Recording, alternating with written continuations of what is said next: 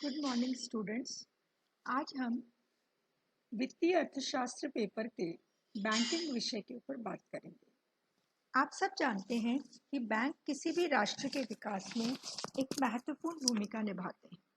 राष्ट्र के विकास के लिए ये जमाओं का संग्रहण करके उनका उत्पादक कार्यों में उपयोग को संभव बनाते हैं और बैंक बचतकर्ता और निवेशकों के मध्य एक सेतु का कार्य करते हैं।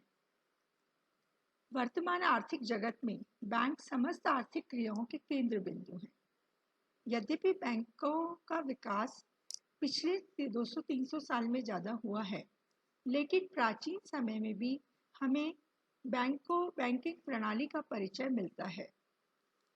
बैंक शब्द का प्रादुर्भाव इटली भाषा के शब्द बैंको से हुआ है, जिसका अर्थ बेंच होता है। प्रारंभ में इटली में सड़क के किनारे बेंचों पर बैठकर व्यापारी मुद्रा का लेन देन करते थे। अतः बैंक शब्द का प्रयोग मुद्रा का लेन देन अथवा मुद्रा परिवर्तन करने वाली तथा कालांतर में साख की व्यवस्था करने वाली संस्थाओं के लिए किया जाने लगा। सामान्यतया मुद्रा तथा साख में व्यवहार करने वाली संस्था को बैंक कहा जाता है। बैंक एक तरह का वित्तीय मध्यस्थ है जो अंतिम ऋणदाता और ऋण लेने वाले अथवा बचतकर्ता एवं निवेशक के मध्य मध्यस्थता का कार्य करता है।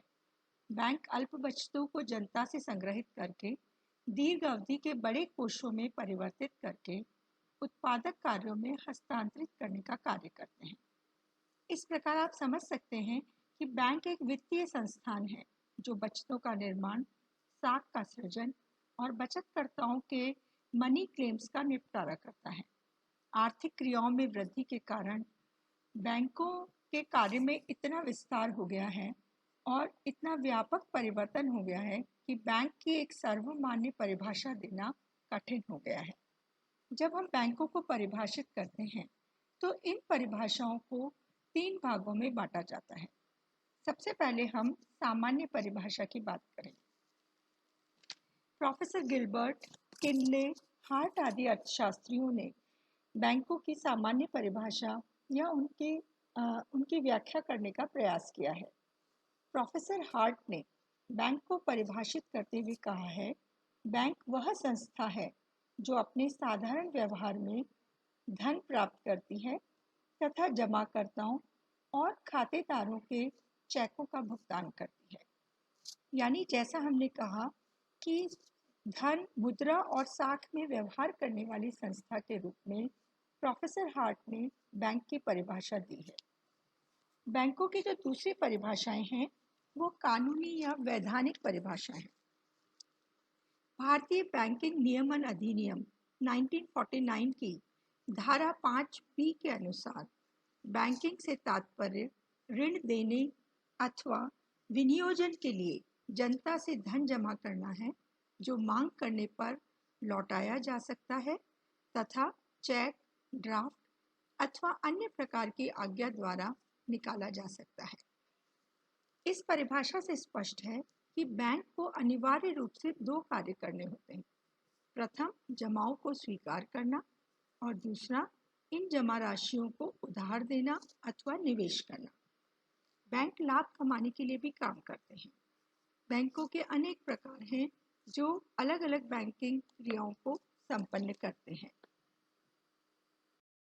तीसरे प्रकार की परिभाषा जो बैंक की दी गई है वो बैंक के विभिन्न कार्यों पर आधारित है और इन्हें इसीलिए फंक्शनल डेफिनेशंस या कार्यात्मक परिभाषाओं के नाम से जाना जाता है। सेयर्स, हाइट और पिजेट आदि अर्थशास्त्रियों ने फंक्शनल डेफिनेशंस प्रदान की है। जो वेबस्टर्स डिक्शनरी है उसके अनुसार बैंक वह संस्था है जो मुद्रा में व्यवसाय करती है। यह वह संस्था है जहां धन का संग्रहण, संरक्षण और निर्गमन होता है तथा जहां ऋण तथा कटौती की सुविधाएं प्रदान की जाती हैं और एक स्थान से दूसरे स्थान को धनराशि भेजने की व्यवस्था होती है। इस प्रकार इस परिभाषा में बैंक का जो मुख्य कार्य है, मुद्रा और साख का व्यवसाय, धन का संग्रहण, ऋण देने का कार्य, बिलों की कटौती आदि सबको सम्मिलित किया गया है। लेकिन ये परिभाषा भी पूर्ण नहीं कही जा सकती, क्योंकि वर्तमान समय में बैंक धन का डिपॉजिट करने और लैंडिंग के अतिरिक्त और भी बहुत से कार्य करते हैं। वर्तमान समय में आर्थिक क्रियाओं का विस्तार होने के बाद बैंकों को विभिन्न प्रकार के कार्य करने पड़ते हैं। अलग अलग प्रकार के कार्यों और उद्देश्यों के आधार पर हम बैंकों के अलग अलग प्रकारों की बात कर सकते हैं। जो सबसे प्रचलित बैंक है वो व्यावसायिक बैंक या वाणिज्यिक बैंक है। ये सामान्य बैंकिंग कार्य करते हैं और व्यापारिक उद्देश्यों के लिए अल्पकालीन ऋणों की व्यवस्था करते हैं। चूंकि इन बैंकों की अधिकतर अल्पकालीन जमा राशियां होती हैं, इसलिए साधारणतः ये कम समय अवधि के लिए ऋण देने का कार्य करते हैं। दूसरे प्रकार के बैंक औद्योगिक बैंक हैं। औद्योगिक गतिविधियों का विस्तार होने के बाद हर देश में इंडस्ट्रियल बैंक्स की गतिविधियों में बहुत विस्तार हुआ है। उद्योगों के लिए मध्यकालीन और दीर्घकालीन ऋणों की व्यवस्था करने वाली संस्थाएं औद्योगिक बैंक कहलाती हैं। अपने पास से ऋण देने के अतिरिक्त ये औद्योगिक फर्मों को उनके शेयर्स, ऋण पत्र तथा बॉन्ड आदि बिकवाकर अथवा अंडरराइटिंग द्वारा पूंजी प्राप्त करने में सहायक होते हैं। सामान्यतः औद्योगिक बैंकों के 3 प्रकार के कार्य होते हैं। पहला, दीर्घकालीन जमाएं प्राप्त करना। दूसरा, इंडस्ट्रियल कंपनियों की ऋण संबंधी आवश्यकताओं को पूरा करना। और तृतीय, कुछ अन्य कार्य जैसे कंपनीज के डिबेंचर्स या शेयर्स के क्रय विक्रय में सहायक होना। किसी भी देश के औद्योगिक विकास में वहाँ के इंडस्ट्रियल बैंक्स की भूमिका बहुत ही महत्वपूर्ण होती है। तीसरी प्रकार के बैंक हैं कोऑपरेटिव बैंक्स या सहकारी बैंक। भारत में इनका प्रारंभ 1904 में हुआ और समय समय पर इनके संगठन और स्वरूप में काफ़ी परिवर्तन आया।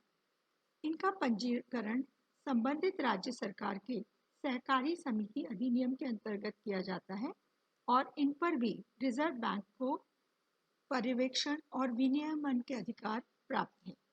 ग्रामीण क्षेत्रों के लिए सहकारी ऋण संस्थाएं स्थापित की जाती हैं और जो सहकारी समितियां होती हैं वो शॉर्ट टर्म लोन्स देने का काम करती हैं।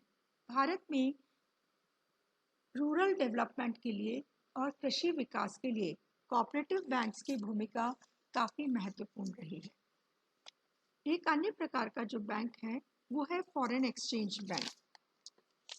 फॉरेन एक्सचेंज बैंक या विदेशी विनिमय बैंक वो होते हैं जो विदेशी मुद्रा में लेन देन और विदेशी व्यापार के लिए वित्तीय व्यवस्था करने वाली संस्था होती है। इस प्रकार के बैंकों को अपनी शाखाएं अनेक देशों में स्थापित करनी पड़ती हैं और इसमें काफ़ी अधिक पूंजी और कुशल कर्मचारियों की आवश्यकता होती है। जैसे जैसे विदेशी व्यापार बढ़ता जा रहा है, अन्य देशों के साथ संपर्क बढ़ रहा है, फॉरेन एक्सचेंज बैंक्स भी महत्वपूर्ण होते जा रहे हैं। अन्य प्रकार का बैंक है एग्रीकल्चर बैंक या कृषि बैंक। कृषि के वित्त संबंधी आवश्यकताएं व्यापारिक और औद्योगिक आवश्यकताओं से अलग होती हैं। कृषकों को बीज, खाद, औजार आदि खरीदने के लिए अल्पकालीन और भूमि में स्थायी सुधार के लिए दीर्घकालीन ऋणों की जरूरत होती है। कृषकों को वाणिज्यिक बैंक पर्याप्त ऋण उपलब्ध नहीं करा पाते हैं। इसी कारण भारत सरकार में कृषि के लिए अलग से बैंक स्थापित किए गए हैं और 1982 में राष्ट्रीय कृषि एवं ग्रामीण विकास बैंक, जिसे नाबार्ड के नाम से जाना जाता है, उसे सर्वोच्च संस्था के रूप में एग्रीकल्चर बैंक के रूप में स्थापित किया गया। यह पूरे देश के एग्रीकल्चर बैंक्स के ऊपर एक एपेक्स बॉडी के रूप में कार्य करता है। एक अन्य प्रकार का बैंक जो कृषि विकास के लिए आवश्यक है वो है लैंड डेवलपमेंट बैंक या भूमि विकास बैंक। ये सहकारी, अर्ध सहकारी या गैर सहकारी संस्थाएं हैं जो भूमि को बंधक रख के उसकी सिक्योरिटी के आधार पर भूमि के स्थायी सुधार के लिए दीर्घकालीन ऋण प्रदान करती हैं। कृषि में स्थायी सुधार कार्य के लिए और कृषि के डेवलपमेंट के लिए लैंड डेवलपमेंट बैंक्स काफ़ी महत्वपूर्ण है। इसी प्रकार बहुत से देशों में एक्सपोर्ट इंपोर्ट बैंक्स स्थापित किए गए हैं जो एक विशिष्ट कार्य यानी उन कंपनीज के साथ डील करते हैं जो एक्सपोर्ट और इंपोर्ट के कार्य से जुड़ी होती हैं और उन्हें संबंधित देशों की विदेशी मुद्रा में ऋण उपलब्ध कराते हैं और काम करते हैं। हर देश में संपूर्ण बैंकिंग व्यवस्था के शीर्ष पर एक केंद्रीय बैंक होता है जिसे सेंट्रल बैंक कहा जाता है। भारत का central bank reserve bank of India है। केंद्रीय बैंक देश में मुद्रा का निर्गमन करने के साथ साथ मुद्रा और साख की मात्रा पर नियंत्रण करता है। यह सरकार का बैंकर होता है और सरकार के सभी खातों का हिसाब किताब रखता है और आवश्यकता पड़ने पर सरकार को ऋण देने का कार्य भी करता है। अब हम बैंक से संबंधित सबसे महत्वपूर्ण कार्य फंक्शंस ऑफ कमर्शियल बैंक की बात करेंगे। सभी प्रकार के देशों में सभी प्रकार के बैंकों के द्वारा जो कार्य प्राथमिक रूप से किए जाते हैं उन्हें बैंकों के प्राइमरी फंक्शंस के नाम से जाना जाता है। जो प्राथमिक कार्य बैंक का है उसमें सबसे महत्वपूर्ण है एक्सेप्टेंस ऑफ डिपॉजिट्स या जनता की जमाओं को स्वीकार करना। बैंक का आधारभूत कार्य जनता से जमाएं स्वीकार करना है। निवेश और सुरक्षा की दृष्टि से लोग अपनी बचतों को बैंक में जमा कराते हैं। बैंक जनता से जमाएं प्राप्त करते हैं और सुविधा की दृष्टि से जनता को 3 प्रकार के खातों की सुविधा देते हैं। पहली सुविधा है करंट अकाउंट। इस प्रकार का खाता, जिसे चालू खाता भी कहा जाता है, व्यावसायिक दृष्टिकोण से अत्यंत उपयोगी होता है। इसमें मुद्रा के आहरण और निक्षेप पर कोई प्रतिबंध नहीं होता। व्यापारी, उद्योगपति एवं संस्थाएं जिन्हें प्रतिदिन अनेक चेक देने पड़ते हैं और अनेक चेक स्वीकार करने होते हैं, उनके लिए चालू खाता बहुत सुविधाजनक होता है। चालू खाते में जमा रकम पर कोई ब्याज नहीं दिया जाता, बल्कि अच्छे बैंक अपने ग्राहकों से कुछ सर्विस चार्जेस ले लेते हैं। ग्राहक की क्रेडिट या साख अच्छी होने पर उन्हें ओवरड्राफ्ट की सुविधा भी दी जाती है। दूसरा जो सामान्य जनता के लिए सबसे उपयोगी खाता है वो है बचत खाता। इन खातों में जनता अपनी छोटी बचतों को जमा कर सकती है। बचत खाते में एक सप्ताह में सुविधानुसार धन कई बार जमा कराया जा सकता है और निश्चित उसके लिए निकाला जा सकता है। इन खातों में ब्याज दर निश्चित अवधि खाते की तुलना में कम होती है और धन निकालने पर सामान्य प्रतिबंध होते हैं। बचत खाते में से धन 2 प्रकार से निकाला जा सकता है। विड्रॉल फॉर्म भर के बैंक में जाके आप अपना पैसा निकाल सकते हैं और चेक के द्वारा भी अपना पैसा निकाल सकते हैं। और वर्तमान समय में एटीएम सुविधा होने के बाद किसी भी समय 24 घंटे बैंक अपना राशि निकालने की सुविधा प्रदान करते हैं। तीसरे प्रकार का खाता फिक्स्ड डिपॉजिट या सावधि खाते के नाम से जाना जाता है। इसमें बैंक जनता से एक निश्चित अवधि के लिए जमाएं स्वीकार करते हैं। जमा राशि की अवधि और ब्याज में प्रत्यक्ष संबंध होता है। जितनी ज्यादा अवधि के लिए राशि जमा की जाती है, ब्याज की दर उतनी ही अधिक होती है। कम अवधि के लिए जमा देने पर ब्याज भी कम प्राप्त होता है। अवधि पूर्ण होने पर जमाकर्ता को मय ब्याज की ये रकम अदा कर दी जाती है और अवधि पूर्ण होने से पहले यदि कोई जमाकर्ता अपना धन लेना चाहे तो बैंक ब्याज में कुछ कटौती करके उसे उसकी रकम लौटा देती है। फिक्स्ड डिपॉजिट जनता की बचतों को मोबिलाइज करके निवेश कार्यों में लगाने के लिए बैंक का सबसे महत्वपूर्ण उपकरण है। ऋण प्रदान करना बैंकों का दूसरा आधारभूत कार्य है। बैंकों द्वारा कुल प्राप्त जमाओं में से एक निश्चित भाग नकद रूप में रखकर शेष राशि को ऋण के रूप में जिनको आवश्यकता है उनको प्रदान कर दिया जाता है। बैंक जमाओं की अपेक्षा ऋणों पर अधिक ब्याज दर वसूल करके लाभ प्राप्त करते हैं। बैंक सामान्य रूप से ऋण देते हैं जिसमें ऋणी को उचित प्रत्याभूति के आधार पर ऋण प्रदान किया जाता है। बैंक के द्वारा जो ऋण सुविधाएं दी जाती है उन्हें हम निम्नलिखित हेडिंग्स के अंतर्गत समझ सकते हैं। ओवरड्राफ्ट या अधिविकर्ष। अधिविकर्ष की सुविधा चालू खाताधारियों जिनके करंट अकाउंट होते हैं उनको प्रदान की जाती है। इसके अंतर्गत विशिष्ट और विश्वसनीय खाताधारियों को एक निश्चित अवधि के लिए उनके खातों में जमा रकम से अधिक राशि निकालने की अनुमति दी जाती है। निकाली गई इस अतिरिक्त राशि को ही ओवरड्राफ्ट या अधिविकर्ष कहा जाता है। दूसरा प्रकार का ऋण है कैश क्रेडिट या नकद साख। नकद साख व्यापारियों को स्वीकृत प्रतिभूतियों यानी सिक्योरिटीज या माल की जमानत पर प्रदान की जाती है। इसमें भी ऋण की राशि ऋणी के खाते में जमा कर दी जाती है। सामान्य ऋण और नकद साख की प्रक्रिया लगभग एक जैसी है, परंतु दोनों में मूलभूत अंतर यह है कि सामान्य ऋण के अंतर्गत ऋणी के खाते में जमा समस्त राशि पर बैंक ब्याज लेता है, लेकिन नकद साख में ऋणी द्वारा निकाली गई राशि पर ही बैंक ब्याज वसूल करता है। तीसरी जो महत्वपूर्ण सुविधा या कार्य बैंकों के द्वारा किया जाता है वो है डिस्काउंटिंग ऑफ बिल्स या विनिमय बिलों को की कटौती या भुनाना। जो टाइम बाउंड सावधि व्यापारिक विनिमय बिल होते हैं, उनकी अवधि पूर्ण होने से पहले यदि बिल का भुगतान प्राप्त करने वाला भुगतान चाहता है तो वो इन एक्सचेंज बिलों को बैंक से भुना सकता है। ऐसे बिलों पर बैंक अपना कमीशन काट के भुगतान कर देते हैं। आधुनिक समय में व्यापारिक साख का ये एक बहुत ही उपयोगी रूप है और व्यापारिक या विनिमय बिलों की कटौती के लिए बैंक द्वारा लिया गया कमीशन, बिल की अवधि, बिल की राशि, जोखिम की मात्रा आदि पर निर्भर करता है। इसके अतिरिक्त जो व्यापारिक बैंक हैं वो मनी एट कॉल ऋण भी प्रदान करते हैं।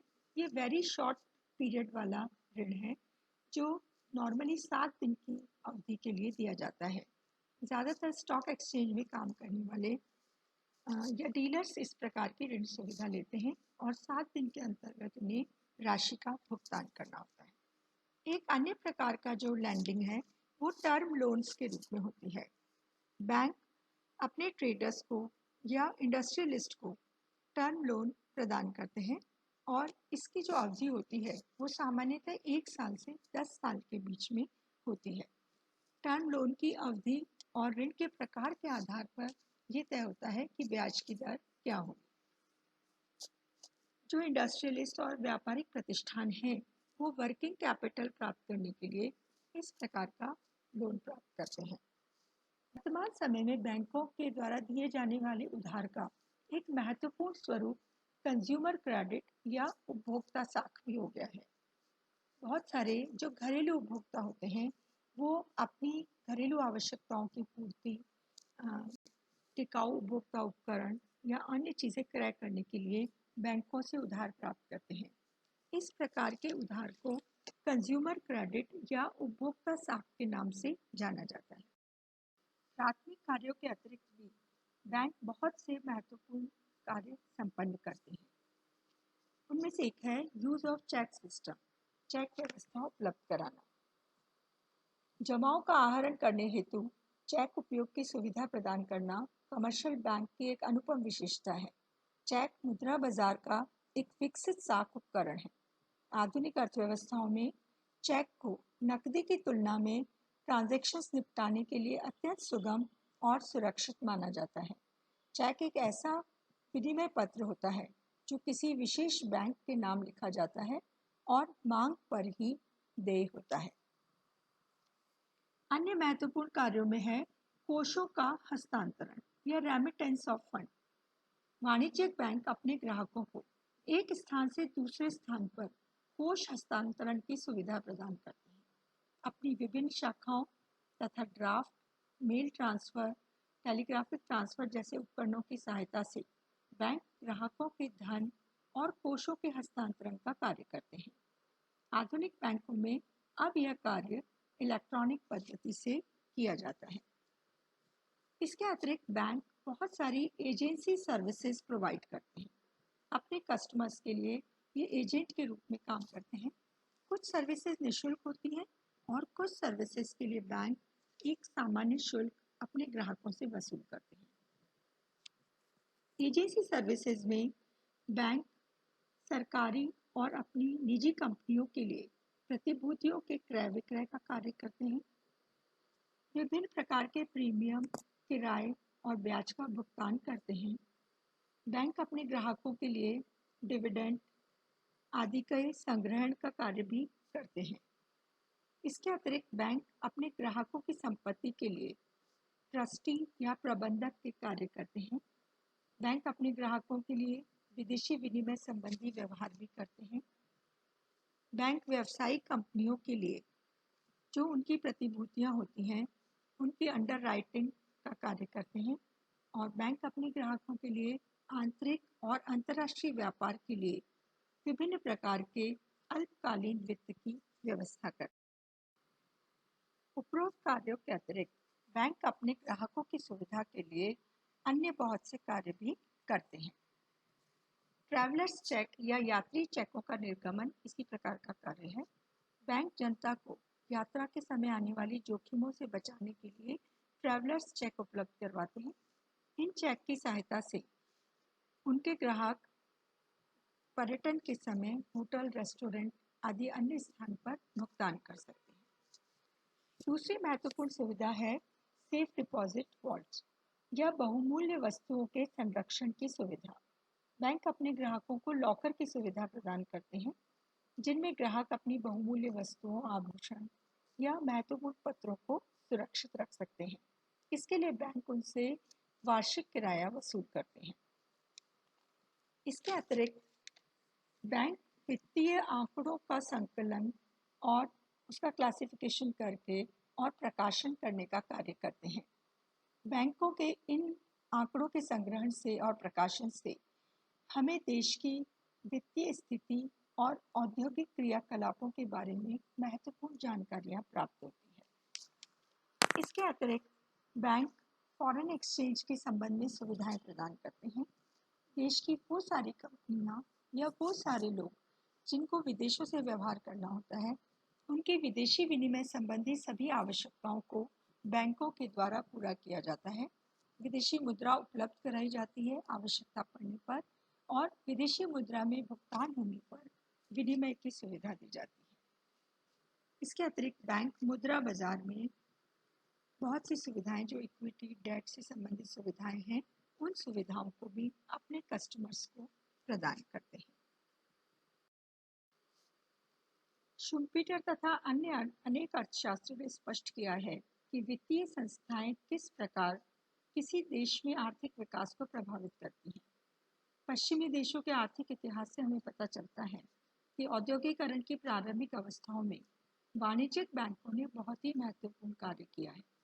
वर्तमान समय में भी जो विकासशील देश हैं वो बैंकिंग का प्रयोग आर्थिक विकास के एक इंस्ट्रूमेंट के रूप में करना आवश्यक समझते हैं। भारत में भी बैंक को आर्थिक विकास के एक बहुत महत्वपूर्ण उपकरण के रूप में स्वीकार किया गया है। बैंक आर्थिक विकास की बैकबोन की तरह कार्य करते हैं और उसमें एक कैटलाइजर या उत्प्रेरक का काम करते हैं। विक्सन ने इसीलिए बैंकों को चलन व्यवस्था का हार्ट या केंद्र बिंदु के रूप में परिभाषित किया है।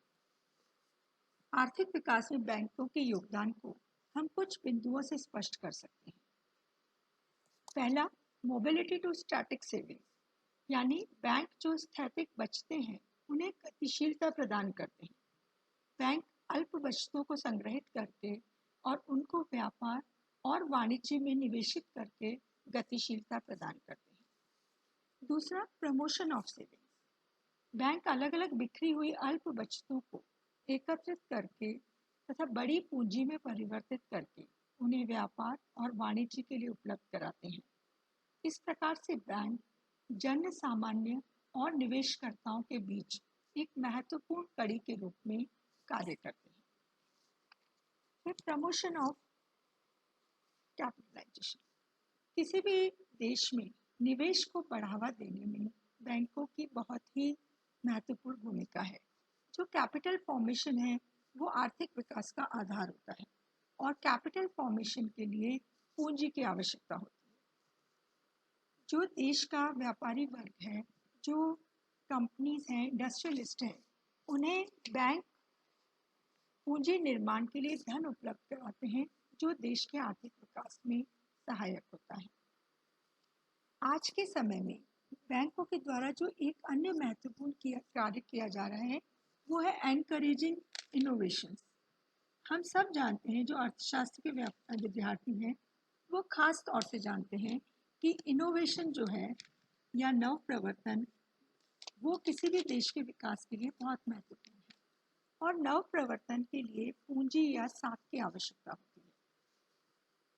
देश के विकास में नव प्रवर्तन या नव निर्माण के लिए ये साख बैंकिंग सिस्टम के द्वारा ही प्रोवाइड की जाती है। बैंकों का एक अन्य कार्य जो है वो है मॉनेटाइजेशन या मौद्रिकीकरण को बढ़ावा देना। किसी अर्थव्यवस्था के विकास में उसका जो नॉन मॉनेटाइज सेक्टर होता है वो एक बाधा के रूप में कार्य करता है और पिछड़ेपन का प्रतीक होता है। बैंक मॉनेटाइजेशन को बढ़ावा देते हैं और उससे आर्थिक गतिविधियां तीव्र होती हैं। इसी प्रकार से किसी भी अर्थव्यवस्था में बैंक आर्थिक गतिविधियों को प्रेरित करते हैं, उन्हें बढ़ावा देते हैं, क्योंकि आर्थिक गतिविधियां या व्यावसायिक गतिविधियां वो साख सृजन से ही प्रारंभ होती हैं और पर्याप्त साख प्राप्त होने पर जो देश का औद्योगिक सिस्टम है उसका आधुनिकीकरण किया जा सकता है और रोजगार और आय के सृजन को बढ़ावा मिलता है। इसी प्रकार फैसिलिटेशन यानी आर्थिक गतिविधियों का विस्तार करना भी बैंक का काम है, क्योंकि वर्तमान समय में सिर्फ अपनी पूंजी के द्वारा उत्पादन कार्य को प्रमोटना या बढ़ावा देना संभव नहीं होता। बैंक आर्थिक क्रिया या उत्पादक क्रियाओं के लिए पूंजी उपलब्ध कराते हैं, जिससे एक सामान्य उद्यमी मॉडर्न टेक्निक्स का उपयोग करके बड़े पैमाने पर उत्पादन कर सकता है। भारत जैसे विकासशील देशों में बैंकों के द्वारा एक और महत्वपूर्ण कार्य किया जाता है, वो है upliftment of backward classes and backward areas. यानी बैंक ये कोशिश करते हैं कि जो पिछड़े क्षेत्र हैं और जो पिछड़ा वर्ग है उन दोनों को एनकरेजमेंट दिया जाए और उन्हें विशेष रूप से साख प्रदान की जाए, चाहे कम ब्याज दर पे या सब्सिडी के माध्यम से उनको बढ़ावा दिया जाता है। तो इस प्रकार से हम कह सकते हैं कि वर्तमान समय में किसी भी देश का समग्र, संतुलित और जो तेज विकास है वो इस बात पे निर्भर करता है कि उस देश का बैंकिंग सिस्टम कितना सुदृढ़, कितना विशाल, कितना इफेक्टिव और एफिशिएंट है। इस प्रकार से किसी भी देश के आर्थिक विकास में कमर्शियल बैंक की भूमिका बहुत ही महत्वपूर्ण